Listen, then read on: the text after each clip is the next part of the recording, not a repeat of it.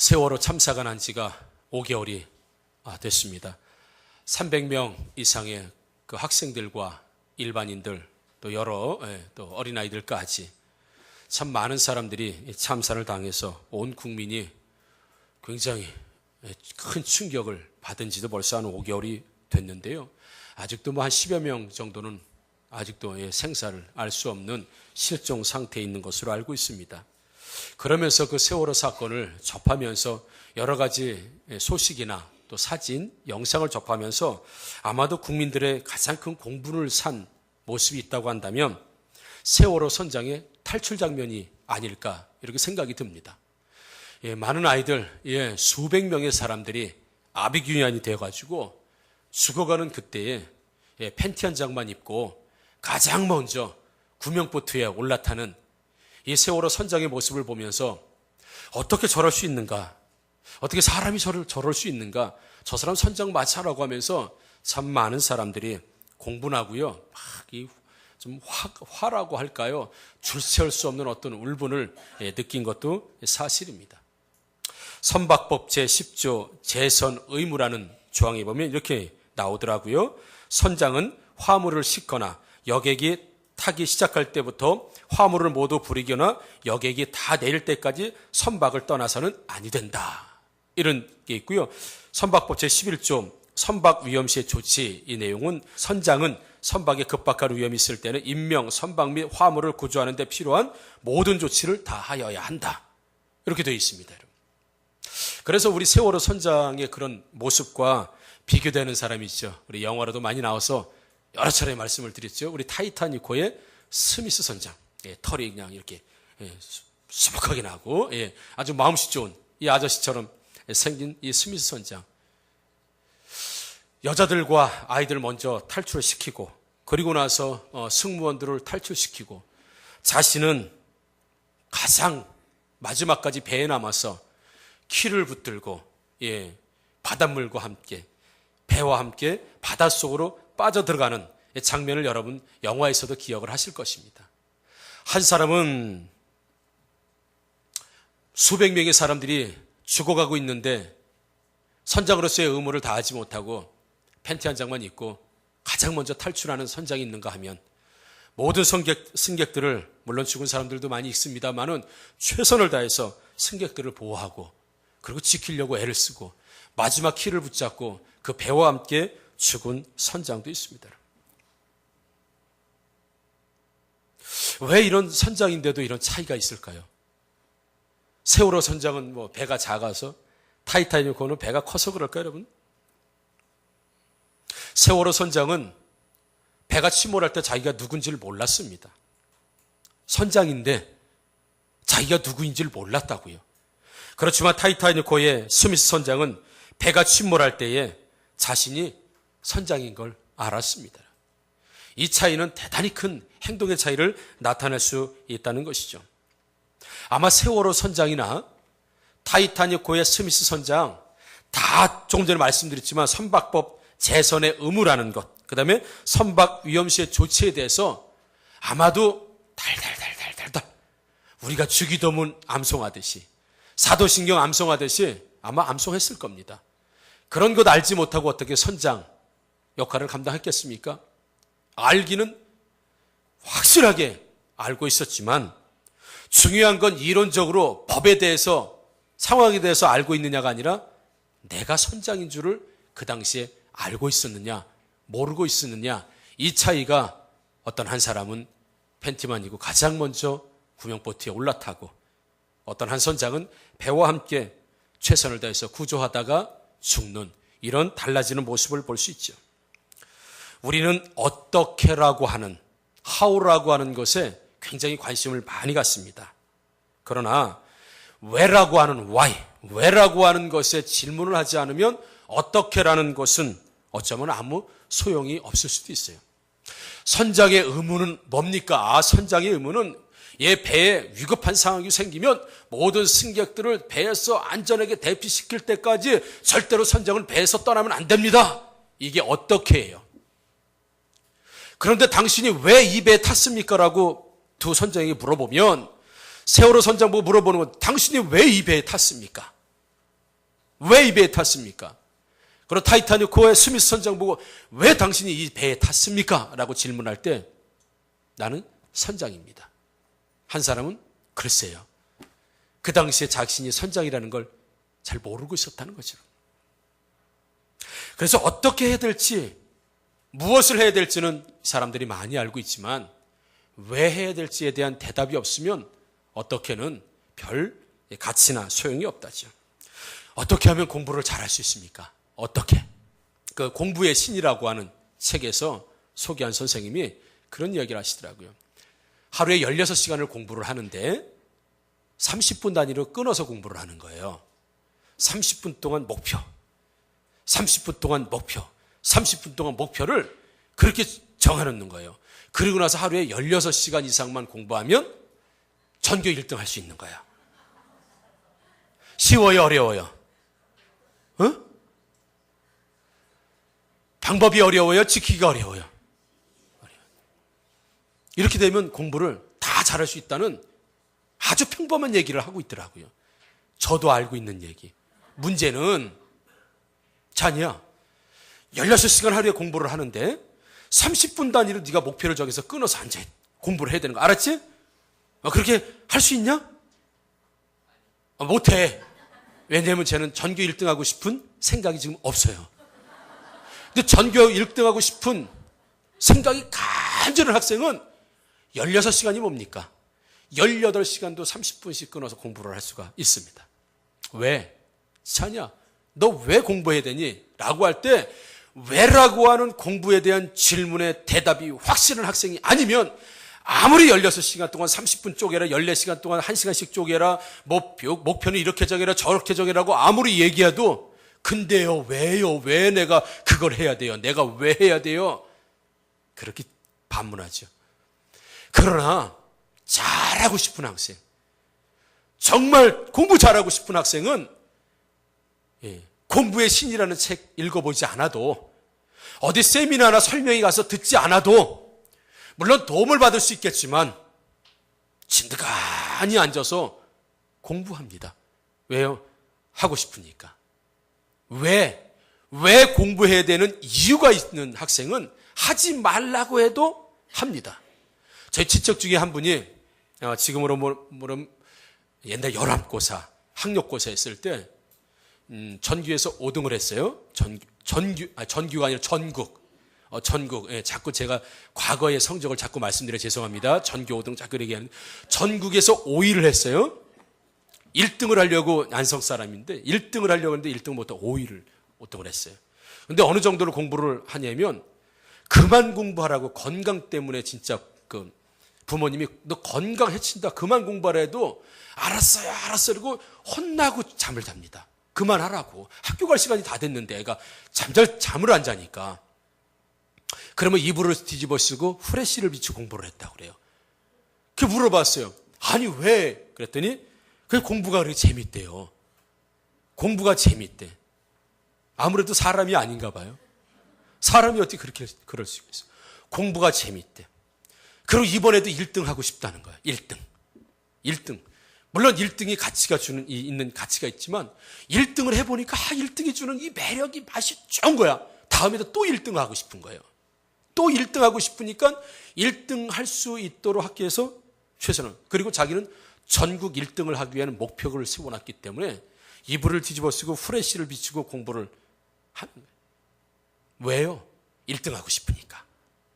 방법 별거 없습니다. 그냥 예습 복습 열심히 하고 후레쉬 비추고 하루에 2시간씩 하고 했더니 전국에서 5등을 했어요. 여러분. 왜라고 하는 질문이 정확하게 대답하는 학생은 공부를 잘하게 돼 있고요. 우리 신앙도 마찬가지입니다. 여러분, 왜 신앙생활 합니까? 라고 질문할 때 왜라고 하는 것에 우리가 대답하지 못하면 그래서 중간에 시험 들고, 그래서 중간에 그만두고, 그래서 예수님 떠나고 교회 떠나게 되는 겁니다. 왜라고 하는 질문. 어떻게 신앙생활 하죠? 어떻게 해야 하는 기뻐하시? 어떻게라고 하는 질문 이전에 왜? 당신이 이 배에 왜 탔습니까? 라고 하는 질문에 한 사람은 대답하지만 한 사람은 대답을 못하는 이유나 똑같은 것이죠. 그래서 어떻게라고 하는 방법을 가르쳐주는 것에 사람들이 많이 옵니다.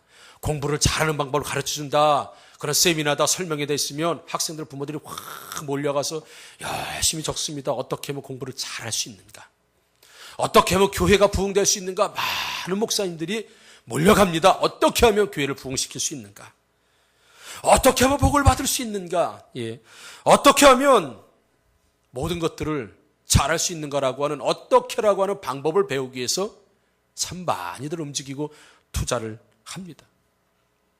본문을 잠시 보게 되면 37절에 보게 되면 모든 사람이 주를 찾습니다라고 베드로와 제자들이 와서 예수님에게 말합니다. 예수님, 아니 어디 가셨습니까? 모든 사람들이 예수님을 찾는데 어디 가셨습니까 말이야.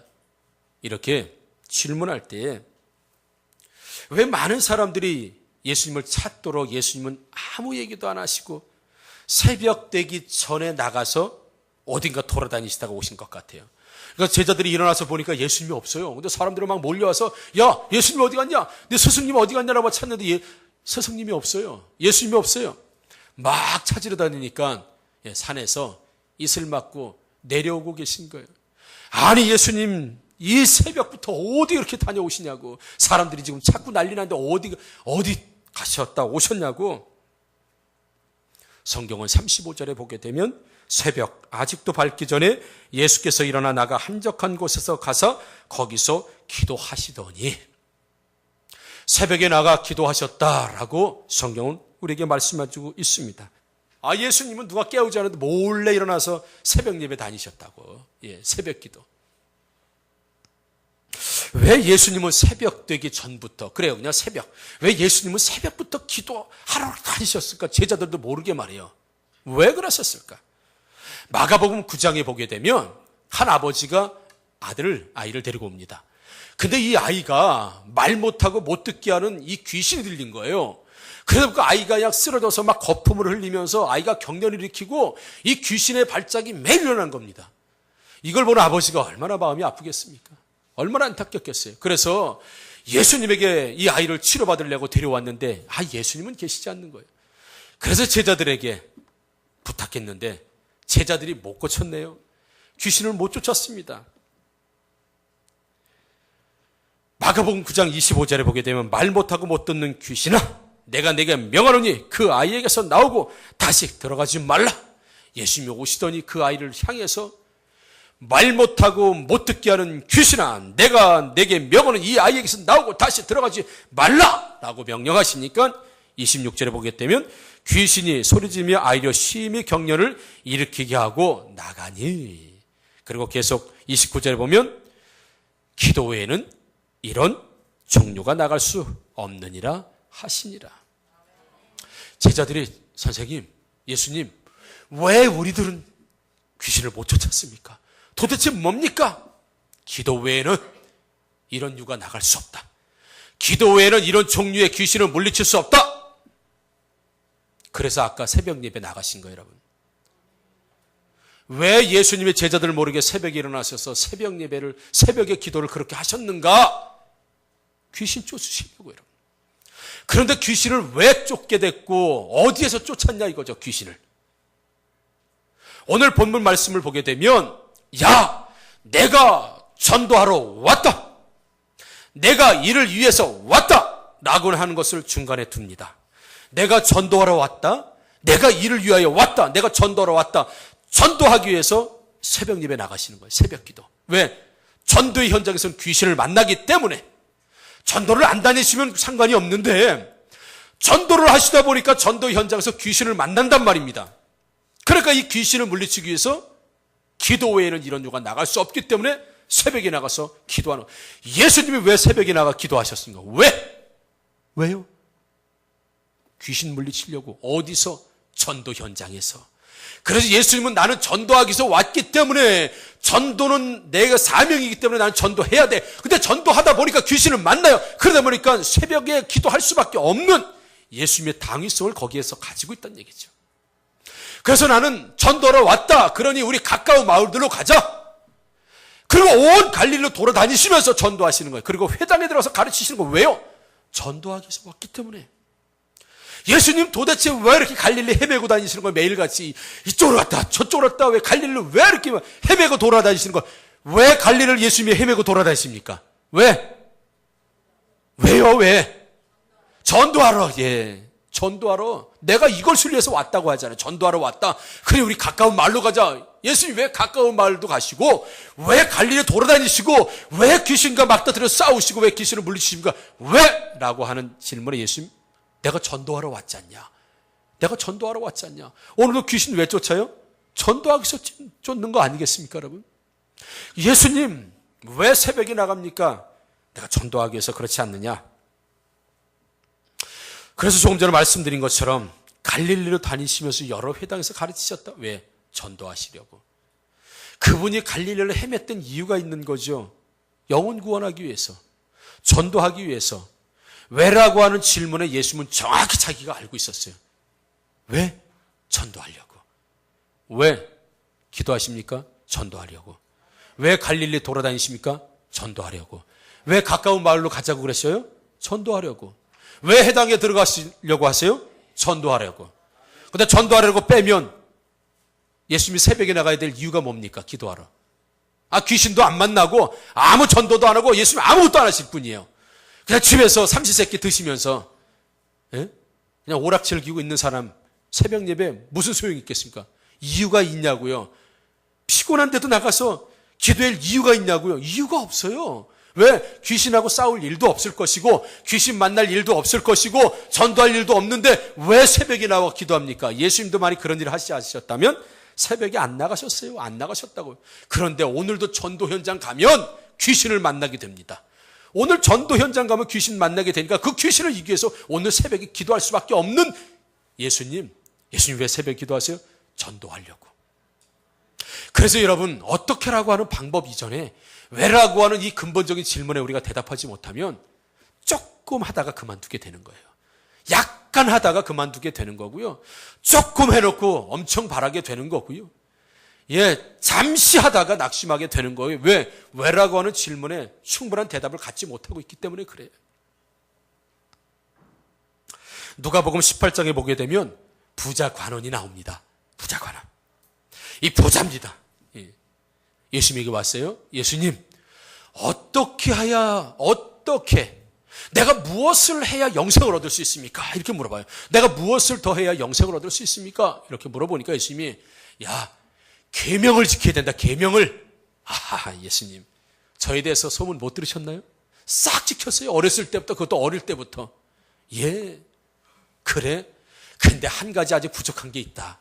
다 지킨 거 내가 안다. 하나 부족한 거 있는데 네 재물 다 팔아고 그리고 그래서 가난한 사람들 다 나눠준 다음에 나한테 와라. 그리고 나를 따라라. 이거 내가 원하던 거 아닌데. 내가 어떻게 해야, 무엇을 해야 내가 영생을 얻겠다고 질문했더니 예수님 무엇을 가르쳐줬어요? 재물 다 팔고 가난한 사람들 나눠준 다음에 날 따르라. 근심하여 돌아갔습니다. 그는요, 자신이 지킨 율법 위에다가 뭔가 아무래도 내가 다 못 지킨 것 같아. 혹시 내가 모르는 뭔가 율법이 있을 것 같아. 내가 다 지켰는데 내가 혹시 모르고 빠뜨리는 게 있을지도 몰라. 그 선생님에 가서 더 완벽하게 영생을 얻을 수 있는 방법을 구해야 되겠다. 그리고 예수님에게 온 거죠. 그리고 무엇을 더 해야 영생을 얻겠습니까? 라고 하는 이 질문은 그에게 아무런 소용이 없었다는 것이죠. 반면에 사도 바울 볼까요? 사도 바울 로마서 7장 19절 말씀 보게 되면 내가 원하는 바 선은 행하지 아니하고 도리어 원하지 않는 바 악을 행하는도다. 나는 선을 행하고 싶은데 내가 선을 행하게 되는 거 자꾸 악이 행해지는 거예요. 나는 선하게 살고 싶은데 자꾸 악이 행해져요. 난 하나님 뜻대로 살기를 원하는데 자꾸 악이 행해지는 이 괴로운 이 심정을 로마서 7장 19절에 사도 바울은 내가 원하는 바 선은 행하지 아니고 자꾸 악이 행해져. 나는 너무 괴롭다. 왜 도대체 내 안에서 내가 자꾸 악을 행하게 되는가? 라고 하는 근본적인 질문, 내가 죄인이라고 하는 근본적인 질문을 하고 난 다음에 17절에 보게 되면 이제는 그것을 행하는 자가 내가 아니요 내 속에 거하는 죄니라. 오라 나는 곤고한 자로다. 누가 이 사망의 몸에서 나를 건져내랴 라고 하면서 나는 곤고한 사람이다. 나는 죽고 싶은 사람이다. 도대체 이 사망의 몸에서, 이 죄의 몸에서, 이 곤고한 몸에서 이 죄를 자꾸 끌려가는 이 육신 이 자리에, 이곳에선 누가 나를 건져낼 수 있냐? 나는 도대체 할 수가 없다. 나도 해보고 노력해봤다. 나도 죄 안 짓으려고 노력해봤고, 나도 이 선한 일을 하려고 노력을 아무리 해도 내가 안 된단 말이죠. 도대체 나는 괴로워 죽겠다라고 하는 이 근본적인 질문을 하고 난 다음에 로마서 8장 2절에 이는 그리스도 예수 안에는 생명의 성령의 법이니 죄와 사망의 법에서 너를 해방하였음이라. 할렐루야. 여러분, 죄와 사망의 법에서 생명의 성령의 법이 필요한 사람은 근본적으로 내가 죄인이라고 하는, 나는 선하게 살고 싶은데 안 돼요. 그래서 이 사망의 몸 안에 갇혀있는 자신을 발견한 사람, 당신은 왜 죄를 그렇게 짓는 거예요? 라고 하는 그 근본적인 물음에 모르겠습니다 나도. 그런데 내가 원하는 바 선은 행하지 않고 도리어 악을 행하고 있습니다. 그래서 이 악에서 나 빠져나오고 싶은데 나는 죄인입니다. 나는 죽을 수밖에 죄인이고 이 엉망진창인 내 마음과 내 영혼, 이 심령을 어떻게 하면 구원받을 수 있습니까? 라고 하는데 길이 딱 보였습니다. 생명의 성령의 법을 받으라. 아멘. 그러면 사도 바울은 그걸 받는 거예요. 모든 것들을 배설물로 여기면서까지도 생명의 성령의 법을 받는, 왜? 그게 모든 죄와 사망에서 해결받을 수 있는 길이기 때문에 모든 걸 버려두고라도 예수님을 따르면서 성령의 법을 받는 줄 믿습니다. 여러분, 부자 관원은요, 영생을 얻으려고 예수님에게 왔지만 그는 자신이 죄인이라는 생각을 해본 적이 없어요. 어렸을 때부터 율법을 워낙 잘 지켰기 때문에 나는 의인이야. 근데 더 의인되고 싶어서 예수님에게 온 거예요. 더 의인되고 싶어서. 근데 사도 바울은 나는 죄인 중에 괴수다라고 하는 자기 근본적인 질문을 가지고 들어가니까 자기가 죄인 중에 괴수고 죽을 수밖에 없는 죄인이다 보니까 이 도대체 사망의 몸에서 나를 어떻게 건져낼 수 있느냐라고 할 때 생명의 성령의 법이 너를 해방할 것이니까 성령 충만과 성령 받기를 위해서 애를 쓰는 사도 바울이지만, 부자 관원은 나는 워낙 의인이기 때문에, 나는 죄인이라는 생각을 해본 적이 없기 때문에 예수님께 와서 어떻게 하면 더 완벽한 영생을 얻을 수 있고 어떻게 하면 더 완벽한 율법을 더 잘 지킬 수 있는가라고 질문할 수밖에 없는 거죠. 자기가 누구인지 왜라고 하는 근본적인 질문이 없는 사람은 이렇게 될 수밖에 없죠. 여러분, 어떻게 하면 새벽 예배 잘 나올 수 있습니까? 하나 예를 들어볼까요? 어떻게 하면 새벽 예배 잘 나올 수 있을까요? 어떤 분한테 물어보면 새벽 예배 나오기 위해서는 일찍 자야 돼요. 맞죠? 일찍 자야 됩니다. 알람을 최소한 5번 이상은 맞춰야 돼요. 한두 번은 못 들을 수 있기 때문에. 저도 알람이 5번 울립니다. 그런데 그것도 어떨 땐 실패하기 때문에 땡! 가까이 얻었다가 실패했습니다. 어떻게 눌렀기 때문에. 저 책상 끝에다 놨습니다. 어쩔 수 없이 일어나서 가야 되기 때문에. 알람을 5번 이상 맞춰야 돼요. 그래야 한두 번 혹시 못 일어나도 일어날 수 있다는 것이죠. 그리고 서로 깨워줘야 되는 거예요. 서로. 일어나면 집사님 일어났어요 막 이렇게 서로 깨워주는 방법이 좋아요, 안 좋아요? 좋아요. 출석을 불러야 돼요. 출석. 장로님 나오셨나요? 안수집사 나오셨나요? 출석 매일 부르면 창피해서라도 나가야지만 출석 불러야 돼. 그리고 새벽 예배 한 달 개근을 하면 김치냉장고 한 대씩 줘야 돼. 방법이 좋아요, 안 좋아요? 좋아요. 내가 분명히 여기다 적어놨어. 크게 아멘 할 것이다. 그래서 개근상을 막 줘야 돼. 예. 지난달에 그 김치냉장고 찾는데, 그러면 이번에 TV로 하시죠. 지난달에 TV 탔는데요. 그럼 이번에, 별 5개 있는 침대 하시죠. 좋아요. 매달마다 1년 개근하면 신혼살림으로 다시 돌아가는 거예요. 다 장만해. 그렇게 하면 새벽 예배 잘 나올 수 있습니까? 양심의 이제 가책이. 여태까지 안 나왔는데 냉장고 때문에 나올 수는 없고. 여러분, 그런데 며칠은 나올 수 있어요. 며칠. 내가 왜 새벽 기도에 나와야 되는 목적과 목표가 없는 사람은 무슨 수를 써도 안 나옵니다, 여러분. 채찍에 맞아도 안 나옵니다. 예.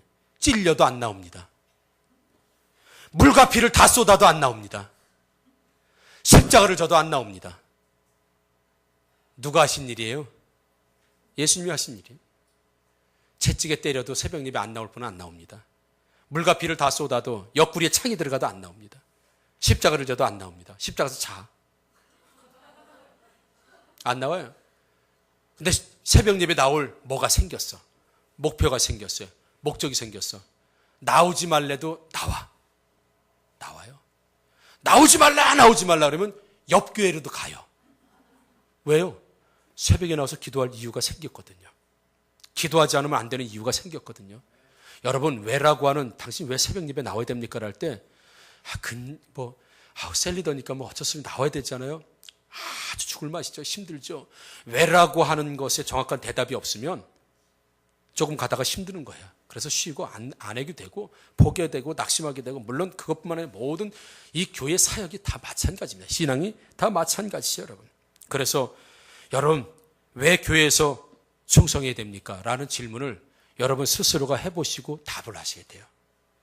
왜 주의를 거룩하게 지켜야 되지? 이런 근본적인 질문에 대답을 하실 수 있어야 된다는 거죠.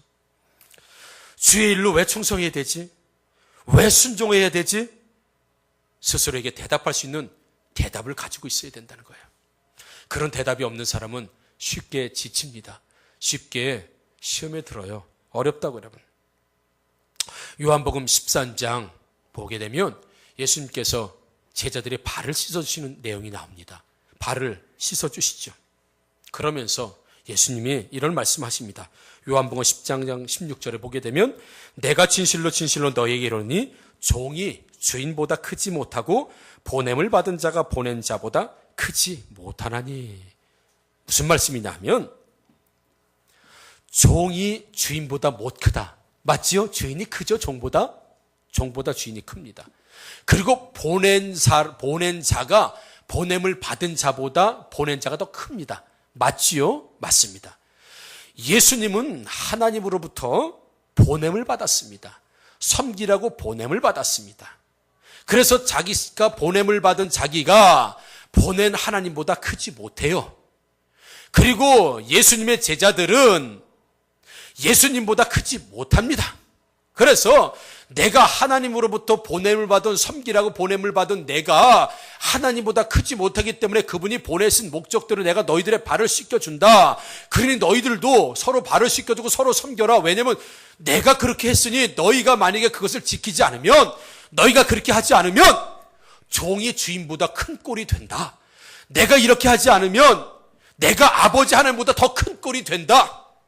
그러니 내가 보내신 아버지보다 보냄을 받은 내가 더 작기 때문에 나는 너희들을 섬기는 것처럼 내가 너희들을 보내니 보냄을 받는 너희들은 보내는 나보다 작으니, 근데 보내는 내가 너희들의 발을 씻겼는데 너희가 만약에 그렇게 섬기고 씻기지 않는다고 한다면 종인 너희들이 주인인 나보다 더 큰 자가 될 것이고, 내가 이것을 하지 않으면 나를 보내신 아버지보다 내가 더 큰 자가 될 것이다. 이것은 잘못됐다는 것이죠. 그래서 보냄을 받은 자는 보내신 분보다 작기 때문에 그분이 보낸 목적대로 해야 될 것이며, 그리고 제자는 스승이 파송했으면 스승이 한 그대로 해야 될 것이라고 오늘 예수님 말씀하고 있어요. 그래서 예수님이 왜 전도하러 그렇게 돌아다니셨냐 이거죠. 왜? 나는 전도 체질이라요?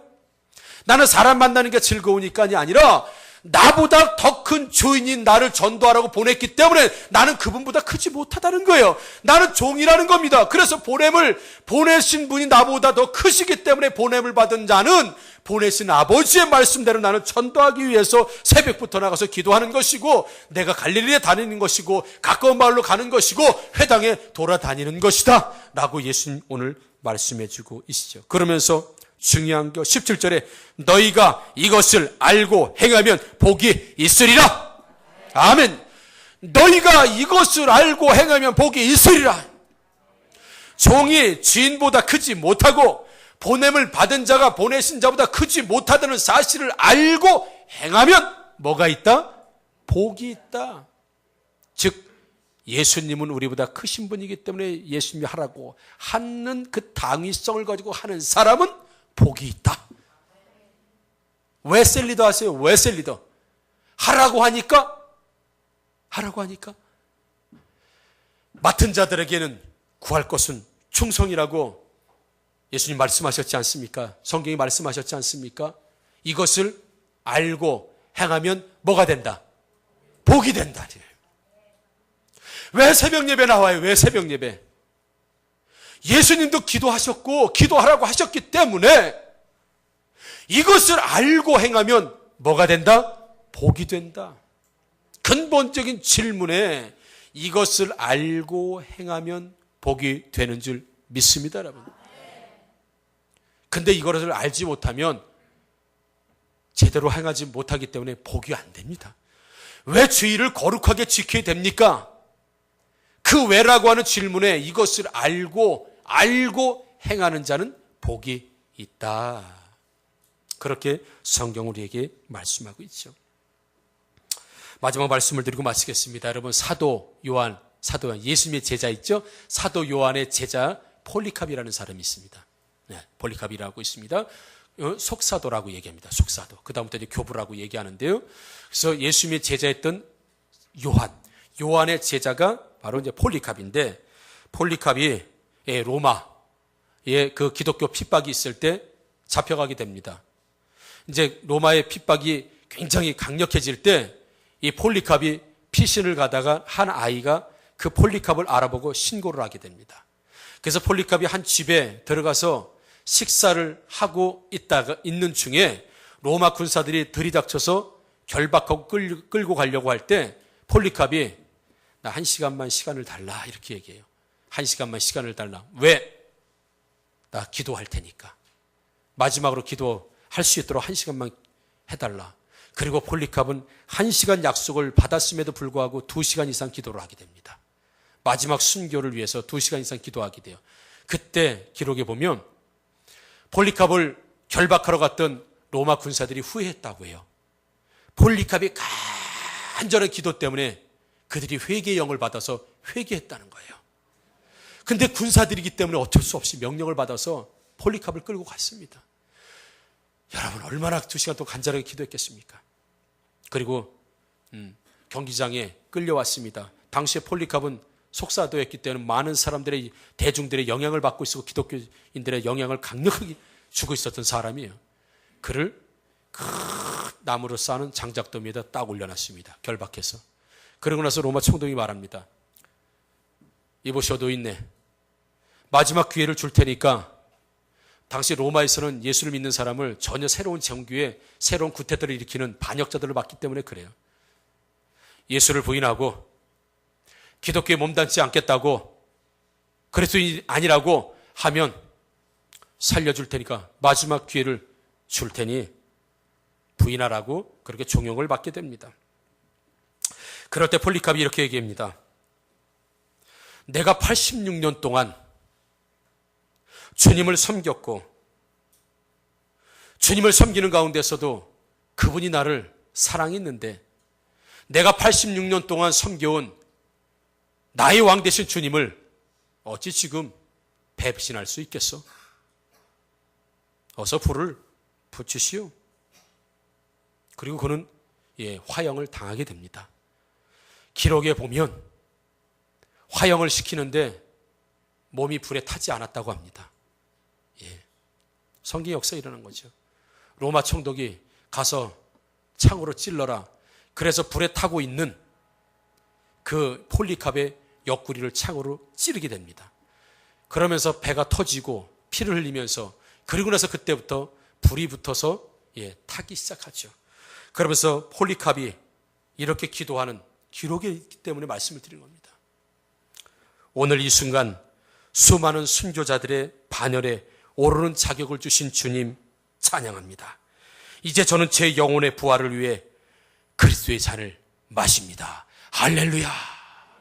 라고 하면서 환한 스테반 같은 미소를 지면서 불에 이글이글 타면서 창에 찔려서 모든 내장을 쏟으면서 많은 순교자들의 반열에 나를 참여시켜 주시는 주님을 찬양합니다. 이제 제 영혼의 부활을 위해서 주님의 잔을 함께 마시니 감사합니다. 할렐루야.